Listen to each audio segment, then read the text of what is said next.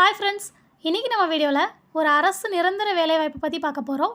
இந்த வேலைக்கு நீங்கள் 8th முடிச்சிருந்தாலும் சரி, 10th முடிச்சிருந்தாலும் சரி, அதுக்கப்புறம் என்ன குவாலிஃபிகேஷன் நீங்கள் முடிச்சிருந்தாலும் தாராளமாக அந்த போஸ்ட்டுக்கெலாம் அப்ளை பண்ணலாம்.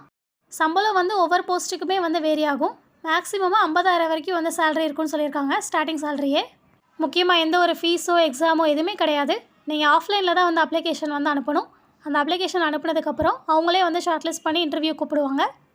வாங்க, இப்போ அதில் என்னென்ன போஸ்டெல்லாம் கொடுத்துருக்காங்க, ஒவ்வொன்றுக்கும் என்ன சேலரி, எப்படி அப்ளை பண்ணுறது, எல்லா டீட்டெயில்ஸுமே பார்க்கலாம். அதுக்கு முன்னாடி நம்ம ஆஸ்பிரன்ஸ் இன்ஃபோ சேனலுக்கு இப்போ தான் ஃபஸ்ட் டைம் வரீங்கன்னா மறக்காமல் சப்ஸ்கிரைப் பண்ணி வச்சுக்கோங்க. வாங்க இப்போ வீடியோக்குள்ளே போகலாம்.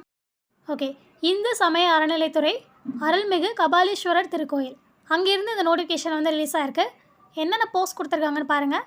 நூலகர், அலுவலக உதவியாளர், ஓட்டுநர், லாஸ்ட்டாக உதவி மின் பணியாளர், இந்த 4 போஸ்ட்டுக்கு வேகன்சி கொடுத்துருக்காங்க. நூலகருக்கு 18,500 58,000 வரைக்கும் சேலரி சொல்லியிருக்காங்க. அலுவலக உதவியாளருக்கு 15,900 50,000 வரைக்கும் சேலரி இருக்குது. ஓட்டுநருக்கு 18,500 58,000 வரைக்கும் சேலரி. லாஸ்ட்டாக மின் பணியாளருக்கு 16,600 52,000 வரைக்கும் பார்த்தீங்கன்னா சேலரி சொல்லியிருக்காங்க. கல்வி தகுதி, நூலகருக்கு அப்ளை பண்ணுறீங்க அப்படின்னா 10th பாஸ் பண்ணியிருந்தாலே போதும், இதுக்கு அப்ளை பண்ணலாம்.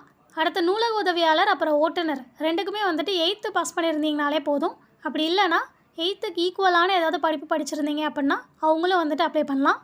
ஆனால் ஓட்டுநருக்கு கண்டிப்பாக ஹெவி லைசன்ஸ் வச்சுருக்கணும். அது போக 1 வருஷம் நீங்கள் ஓட்டுன எக்ஸ்பீரியன்ஸ் இருக்கணும்னு கேட்டிருக்காங்க. அதை பார்த்துக்கோங்க. அடுத்து மின் பணியாளருக்கு அரசால் அங்கீகரிக்கப்பட்ட மின் கம்பி பணியாளர் தொழிற்பயிற்சி நிறுவன சான்றிதழ் பெற்றிருத்தல் வேண்டும்னு கேட்டிருக்காங்க. ஸோ அந்த சர்டிஃபிகேட் வச்சுருந்தீங்கன்னா நீங்கள் அந்த போஸ்ட்டுக்கு அப்ளை பண்ணிக்கோங்க.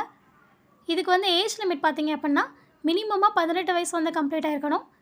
மேக்ஸிமமாக 45 வயசுக்குள்ளே இருக்கவங்க வரைக்கும் அப்ளை பண்ணலாம். ஆஃப்லைனில் தான் இதுக்கு அப்ளை பண்ணணும். அப்ளிகேஷன் ஃபார்ம் அந்த நோட்டிஃபிகேஷனோடைய அட்டாச்சாக கீழே கொடுத்துருக்காங்க. அதை டவுன்லோட் பண்ணி அதை ஃபில் பண்ணி அவங்க சொல்லியிருக்க அட்ரஸ்க்கு நீங்கள் அனுப்புகிற மாதிரி இருக்கும். அவங்களோட வெப்சைட் லிங்க்கும் பார்த்தீங்கன்னா நோட்டிஃபிகேஷனில் கொடுத்துருக்காங்க. உங்களுக்கு அதில் போய் நீங்கள் நோட்டிஃபிகேஷன் அப்ளிகேஷன் டவுன்லோட் பண்ணுறதுனால டேரெக்டாக அதிலே டவுன்லோட் பண்ணிக்கலாம். நானும் டிஸ்கிரிப்ஷனில் கொடுத்துருக்கேன், அதுலேயும் நீங்கள் செக் பண்ணிக்கலாம். அடுத்து இதுதான் பார்த்தீங்கன்னா அப்ளிகேஷன் ஃபார்மு. எப்பயும் போல் ரைட் சைடில் ஃபோட்டோ ஓட்டணும்.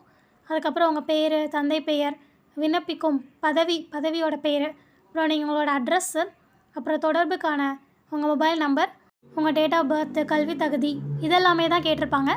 ஸோ இதெல்லாமே ஃபில் பண்ணிவிட்டு ஒரு சில அட்டாச் டாக்குமெண்ட்ஸும் இதோட சேர்த்து நீங்கள் வைக்கிற மாதிரி இருக்கும். என்னென்னு பார்த்தீங்கன்னா வயது சான்றிதழ், ஆதார் அட்டை, கல்வி தகுதி சான்றிதழ், நகல் தான் கேட்டிருக்காங்க, அதாவது ஜெராக்ஸு. இது எல்லாத்தோட ஜெராக்ஸையுமே செல்ஃப் அட்டஸ்டடோட இந்த அப்ளிகேஷனோட சேர்த்து அவங்க சொல்லியிருக்க அட்ரஸ்க்கு அனுப்பணும். நோட்டிஃபிகேஷனில் அட்ரஸ் இருக்குது. லாஸ்ட் டேட் பார்த்தீங்கன்னா 27/1, அதாவது ஜனவரி 27 வரைக்கும் டைம் இருக்குது. அதுக்குள்ளே நீங்கள் அந்த ஆஃப்லைனில் அந்த அப்ளிகேஷனை அனுப்பிக்கோங்க. இதில் வேறு ஏதாச்சும் டவுட்ஸ் இருந்துச்சு அப்படின்னா கமெண்ட் செக்ஷனில் கேளுங்க. இந்த வீடியோவை உங்களுக்கு தெரிஞ்ச எல்லாருக்கும் ஷேர் பண்ணி விடுங்க. தேங்க்யூ.